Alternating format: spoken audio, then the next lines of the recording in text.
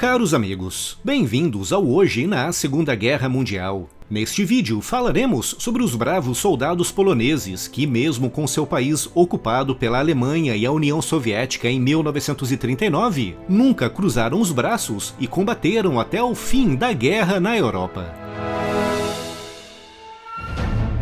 A história da Polônia é rica e, ao mesmo tempo, repleta de passagens sombrias e terríveis.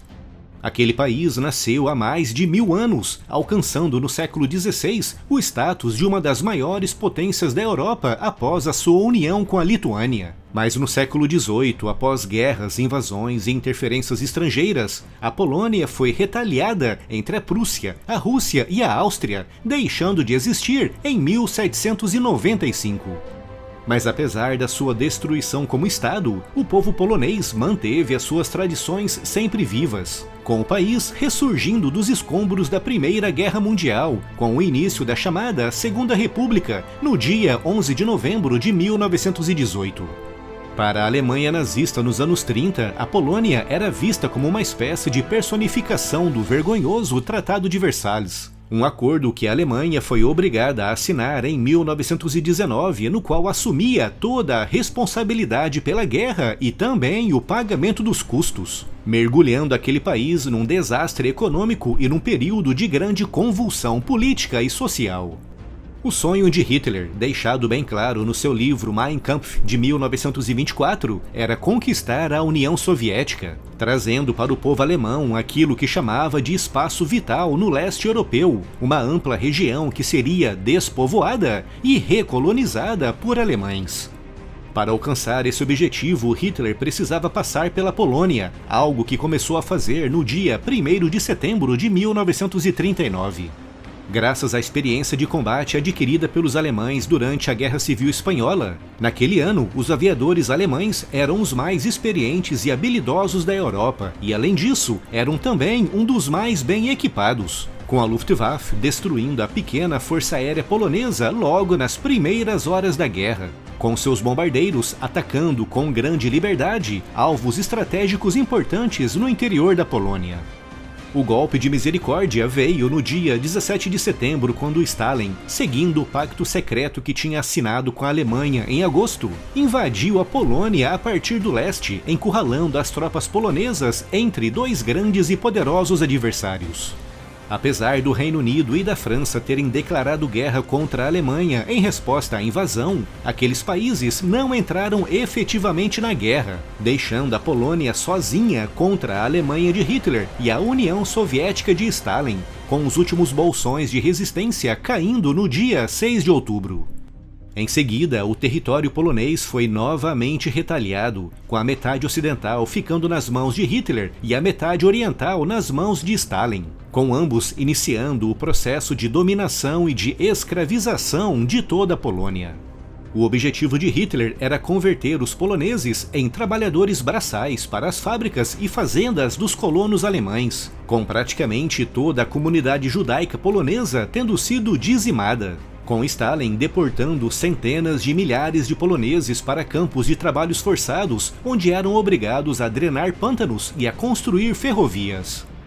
No início de outubro, quando já era mais do que evidente que a guerra estava perdida, os militares poloneses foram confrontados com uma questão importante: se renderem para os alemães ou os soviéticos e permanecerem no país como prisioneiros de guerra ou como trabalhadores forçados, ou procurar o exílio em outros países a partir de onde poderiam continuar lutando.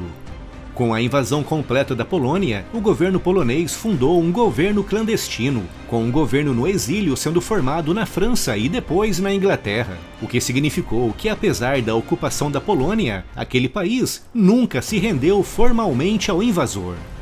Graças a rotas de fuga que passavam pela Romênia e até mesmo pela Síria, na época um protetorado francês, no início de 1940, apenas 2 meses após a invasão da Polônia, cerca de 75 mil poloneses já estavam prontos para o combate na França, com brigadas formadas por poloneses participando em combates na Noruega e 2 divisões enfrentando os alemães na França. Quando a França foi derrotada em junho de 1940, quase 20 mil poloneses tinham morrido, tinham sido feridos ou capturados naquele país, mas quase 20.000 tinham sido evacuados para a Inglaterra, dos quais quase 4.000 eram aviadores. Com esses aviadores se destacando na terrível e muito desgastante Batalha da Inglaterra, a primeira batalha da história 100% travada nos céus, com Hitler lançando todo o poder da Luftwaffe contra a Inglaterra, que só resistiu graças à bravura dos seus aviadores. Os poloneses eram pilotos tão habilidosos que o Esquadrão de Caças 303, formado exclusivamente por poloneses, alcançou o maior número de vitórias dentre todos os esquadrões que combateram naquela batalha. Os pilotos poloneses de caças correspondiam a apenas 5% do número total de pilotos de caças no Reino Unido em 1940, mas foram responsáveis por 12% do total de vitórias alcançadas na Batalha da Inglaterra.